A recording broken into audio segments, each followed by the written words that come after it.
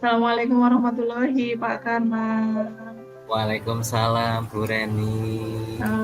Ini mohon maaf mengganggu nggih Pak. Bolehkah saya meminta waktunya sebentar? Apakah Bapak sedang sibuk atau tidak ini? Nggih mboten napa-napa, ndak apa-apa Bu Reni. Ini kebetulan saya juga lagi di jam kosong ini Bu Reni. Silahkan Oh, ada yang bisa saya bantu. Ini kok kelihatannya kok Ibu Reni itu wajahnya gelisah. Sepertinya Bu Reni ini sedang ada ditimpa sebuah masalah atau gimana ini Bu Reni? ya sebenarnya sih tidak masalah yang begitu berat ya Pak ya. Cuma saya hanya ingin bercerita tentang apa yang akhir-akhir ini saya rasakan terhadap murid-murid saya Pak. Oh nggih. Oke silahkan Ibu, monggo diceritakan saja. Ya, baik Pak Firman, terima kasih sebelumnya ya, yaitu akhir-akhir ini, saya merasa murid-murid di kelas saya itu, terlihat suka berbicara sendiri di kelas. Jadi mereka itu terlihat tidak memperhatikan saya Pak, ketika sedang pembelajaran, seperti itu. Berarti murid-murid Ibu itu kurang memperhatikan ya Bu ya. Kemudian Ini Pak. ya, kemudian jadi menurut Ibu Reni apa sih yang Ibu harapkan dari kegiatan obrolan kita saat ini tuh apa sebenarnya?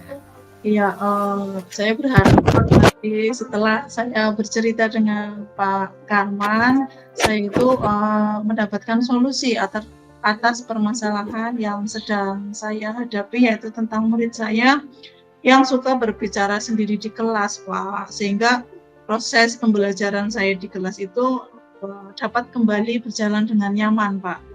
Oh, berarti tujuan utama dari kegiatan obrolan kita hari ini adalah itu ya Bu ya. Iya, Pak, betul sekali. Oh iya Ibu Reni, kalau boleh saya tahu ada berapa murid Ibu Reni sih yang suka berbicara ketika Ibu sedang mengajar? Ya, jadi saya itu mengamati ya Pak, itu ada 4 orang anak yang mereka itu suka ngobrol sendiri seperti itu ketika sedang pembelajaran. Nah, kalau 4 anak ini sudah ngobrol sendiri, nanti suasana kelas saya itu jadi tidak kondusif Pak, ya. Jadi, apa namanya, saya itu jadi tidak diperhatikan oleh anak-anak dalam menyampaikan pembelajaran di kelas. Jadi akhirnya mereka perhatiannya itu teralih ke 4 anak yang ngobrol sendiri itu Pak. Jadi sekelas nanti itu ya akhirnya ikut-ikutan ngobrol karena ada 4 orang anak ini yang sudah memulai ngobrol duluan seperti itu Pak. Jadi kondisi kelas itu menjadi tidak kondusif seperti itu Pak. Oh gitu ya, berarti pembelajaran tidak kondusif ya Bu ya. Iya, Nah, betul. menurut Ibu Reni sendiri, itu kriteria pembelajaran yang kondusif itu yang bagaimana sih? Ya, menurut saya pembelajaran yang kondusif itu ya pembelajaran yang di mana semua murid di dalam kelas itu mengikuti pembelajaran dengan baik. Mereka itu memperhatikan dengan apa yang sedang mereka pelajari seperti itu. Kemudian tadi suasana belajarnya kondusif dan ini yang paling penting tujuan dari pembelajaran yang di kelas itu dapat tercapai dengan baik. Jadi kalau menurut saya ada murid yang bicara sendiri di kelas itu membuat suasana tidak kondusif dan akhirnya mengganggu yang lain seperti itu. Saya seperti itu, Pak. Wah, kalau saya mendengar tadi penjelasan Ibu keren sekali Bu. Sependapat dengan Ibu. Lalu menurut Ibu Reni, apa saja yang bisa membuat pembelajaran di kelas Ibu itu menjadi kondusif Ibu? Iya, menurut saya Mm-mm. mungkin pembelajaran yang mengaktifkan murid, gitu Pak. Ya, ya. Pembelajaran yang mengaktifkan murid, kemudian semua murid mungkin mendapatkan kegiatan sesuai dengan minat mereka sehingga murid itu akan sibuk dan tidak ada kesempatan mereka untuk berbicara sendiri di luar konteks atau isi dari pembelajaran yang saya lakukan di kelas. Mungkin seperti itu, Pak. Ya, betul sekali Bu. Saya sependapat dengan Ibu. Kira-kira selama ini apa hambatan yang Ibu hadapi sehingga murid Ibu itu masih ada yang berbicara sendiri di kelas ketika pembelajaran itu berlangsung Ibu? Saya pikir mungkin saya itu masih belum sepenuhnya mengerti dan memahami minat murid-murid saya kali ya Pak ya. Nah, saya itu terkadang mungkin masih dominan dalam memperlakukan murid-murid di kelas. Jadi saya yang dominan, bukan murid-muridnya seperti itu. Padahal minat dari masing-masing murid itu kan berbeda-beda seperti itu. Jadi mungkin itu yang membuat mereka akhirnya merasa bosan dan akhirnya berbicara dengan temannya di kelas. Oke, baik begitu Bu. Berarti saya sudah tahu, sudah mengerti sekarang apa yang menjadi permasalahan Ibu. Nah, jadi sekarang ini Bu, apa rencana Ibu untuk menyelesaikan masalah ini Bu? Rencana saya untuk menyelesaikan masalah ini mungkin yang pertama tadi kan karena ini berkaitan dengan minat murid yang mungkin kurang terhadap pembelajaran, ya pertama saya akan memetakan minat dari murid-murid saya Pak. Itu yang pertama akan saya lakukan. Nah, setelah saya dapat memetakan minat dari masing-masing murid saya akan merancang pembelajaran yang di dalamnya itu berusaha untuk mengaktifkan murid-murid saya Pak. Salah satunya mungkin nanti saya akan pembelajarannya lebih banyak untuk mereka itu berdiskusi. Kalau berdiskusi kan otomatis murid akan lebih aktif sendiri seperti itu ya, lebih aktif untuk bekerja di dalam kelas, seperti itu belajar di dalam kelas. Kemudian berbekal dari pemetaan tadi yang sudah saya lakukan, pemetaan minatnya, saya akan mencoba membuat kegiatan yang semenarik mungkin sesuai dengan minat mereka. Mungkin yang sukanya menggambar, nanti saya akan merencanakan untuk dikelompokkan seperti itu ya Pak ya. Saya mungkin tugasnya lebih banyak untuk dialihkan menjadi gambar seperti itu. Mungkin yang sukanya melihat video nanti akan saya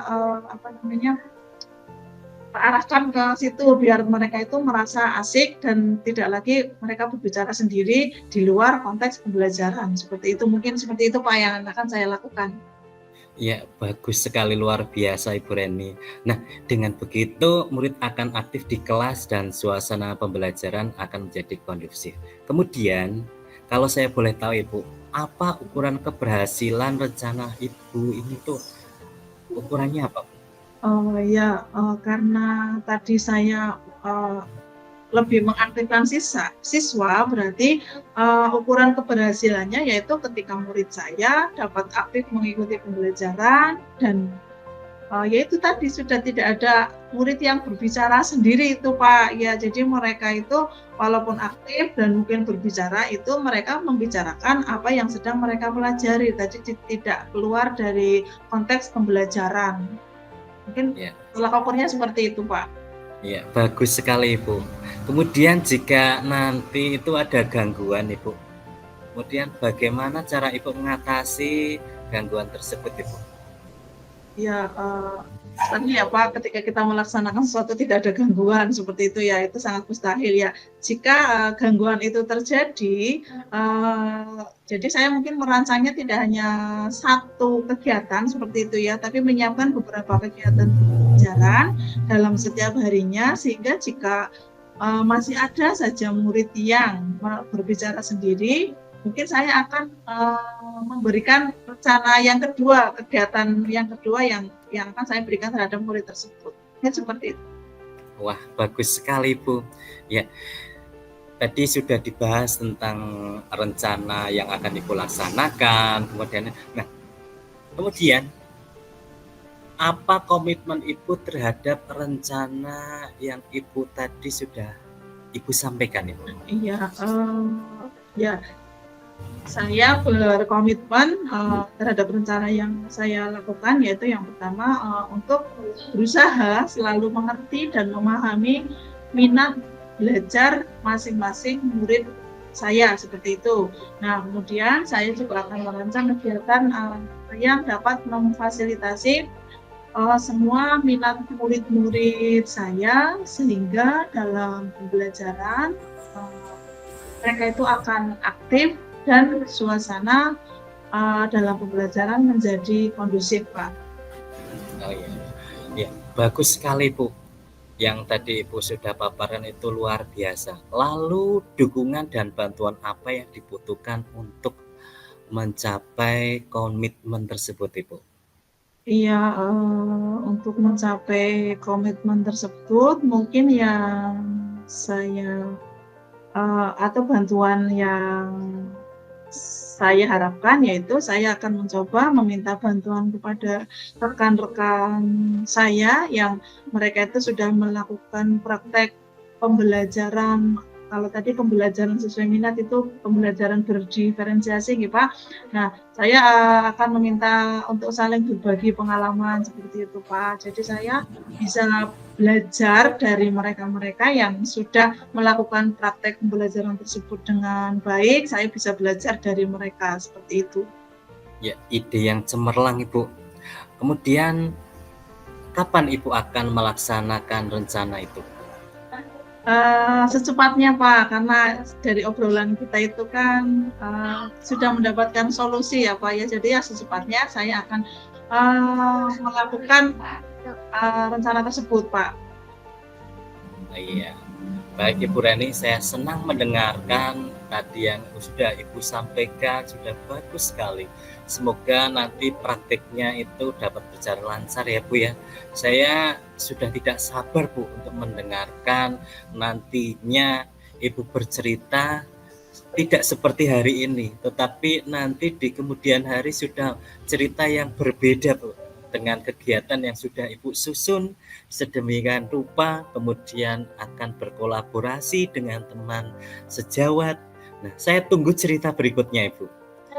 Oke, amin. Terima kasih Pak Karman sudah meluangkan waktunya untuk mendengarkan cerita keluh kesah saya di dalam kelas seperti itu. Kemarin saya itu bingung menghadapi murid-murid yang seperti itu ya. Tapi setelah kita ngobrol, saya ngobrol dengan Pak Karman seperti itu, saya sudah mendapatkan solusi dari masalah yang saya hadapi. Sekali lagi saya mengucapkan terima kasih banyak, Pak.